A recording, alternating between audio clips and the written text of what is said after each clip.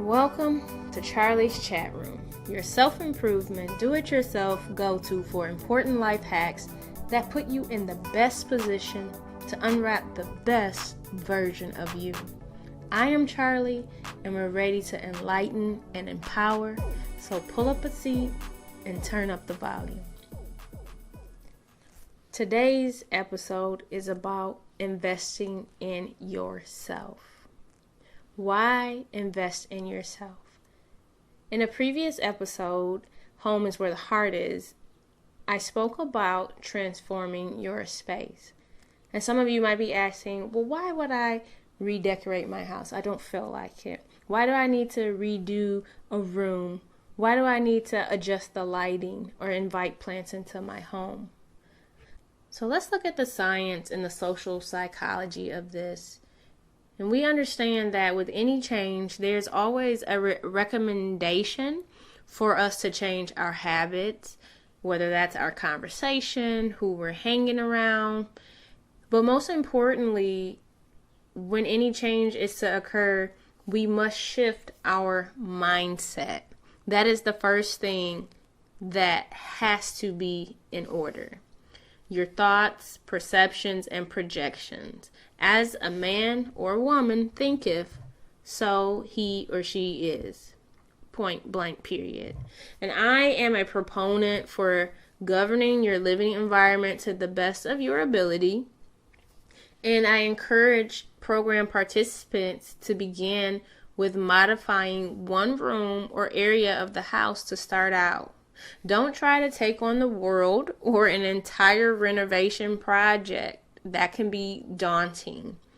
And for time's sake, in this 3-step program, I'm just asking you to start with something small. Unless you have the resources and the willpower to do a large project, it is up to you. So let's start with something simple, something attainable that shifts in your home, and you can create what feels like a new house using what's already there or making minute additions. And then we're changing the physical to shift the mental. I'll say it again. We're changing the physical to help shift our mental.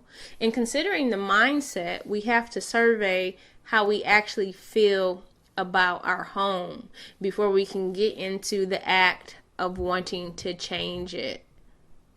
So you have to survey your feelings. Do you enjoy coming home? Do you enjoy sitting in your home and being in it for long periods of time?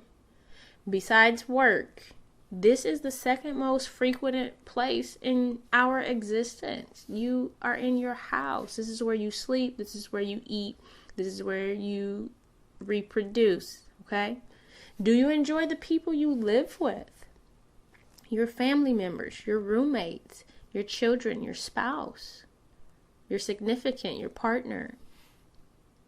How do you feel about your neighborhood? Do you feel safe? Out of place? Do you feel like your neighbors are watching you?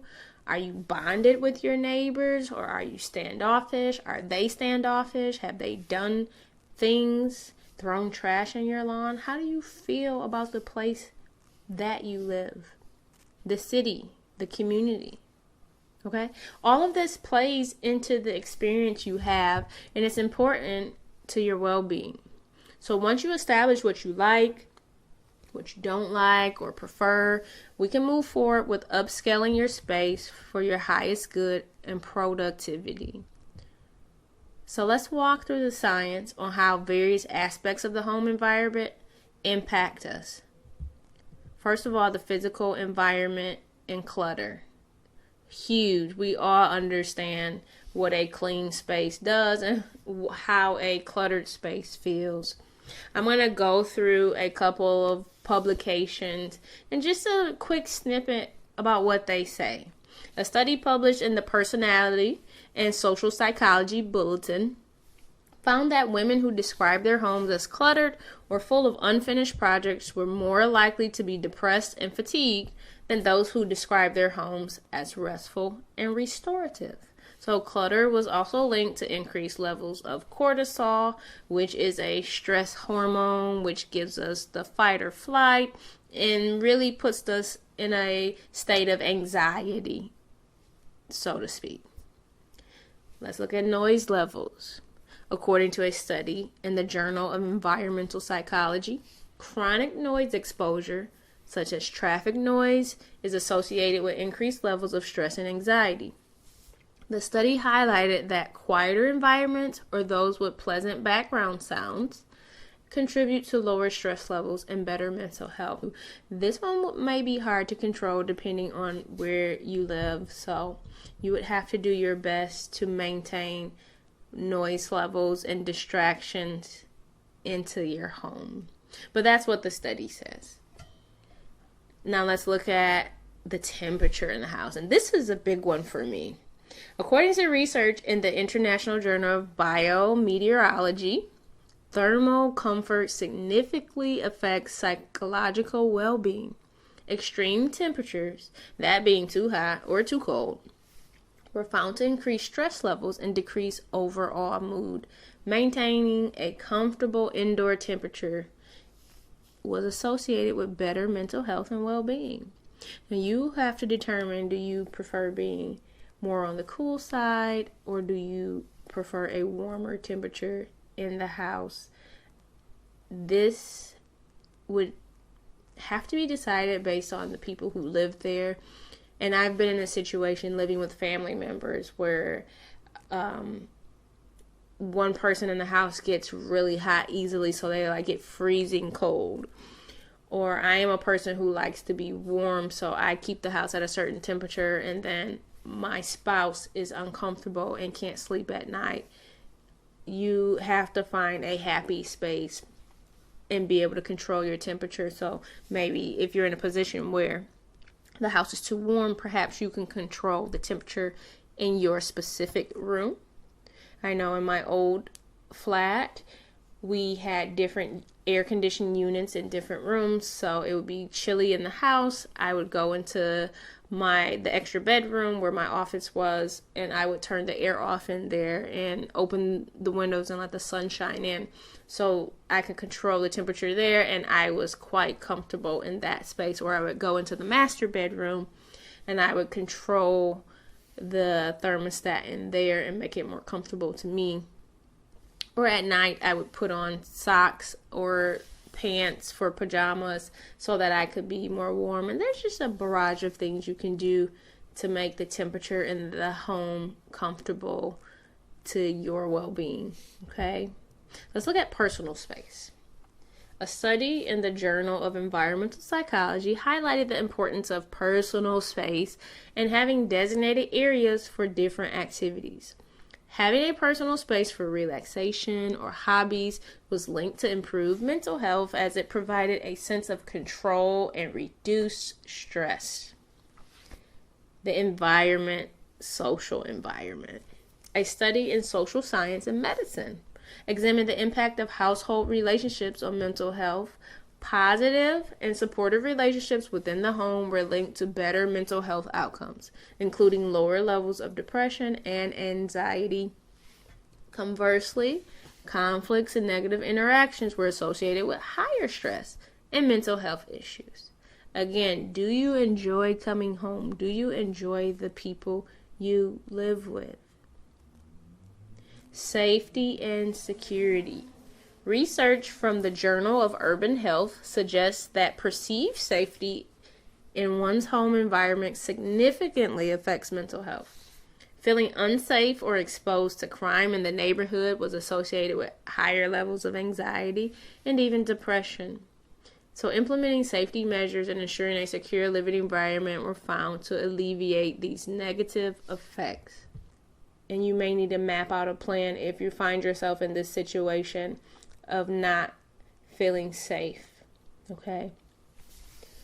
Let's look at color and decor. The influence of color on mood is well documented in a review published in the Frontiers in Psychology. The review found that colors like blue and green have calming effects and can reduce anxiety, while colors like red and yellow can increase alertness and energy. Personalization of home decor was always found to improve emotional well-being by creating a sense of ownership and comfort. Nature, green spaces. A study published in The Lancet showed that access to green spaces, such as parks and gardens, is linked to lower levels of stress, improved mood, and enhanced cognitive function. Participants living near green spaces reported better mental health outcomes compared to those with limited access to nature. And one of the first suggestions in our transformation program is to bring nature into the house so you can connect even more on a consistent basis. And lastly, we have here lighting. Research in the Journal of Affective Disorders indicates that exposure to natural light is associated with improved mood and better sleep.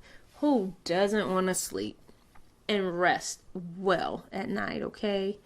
The study found that participants who had more access to natural light reported lower levels of depression, a higher quality of life, and better sleep quality compared to those with limited natural light exposure.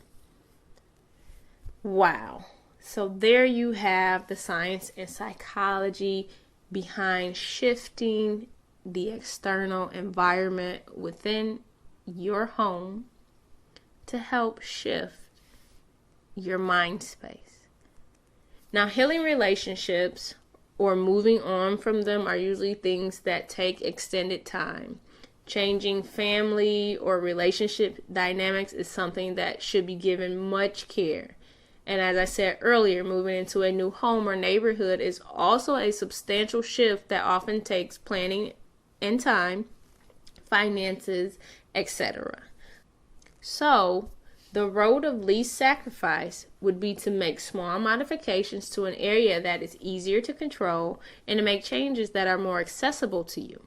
In the course, I walk you through a process of transformation. We plan out the transition and then you implement for the first level of the 3-step transformation program. I'm very much looking forward to walking you through this transformation. Thank you for joining me in the program.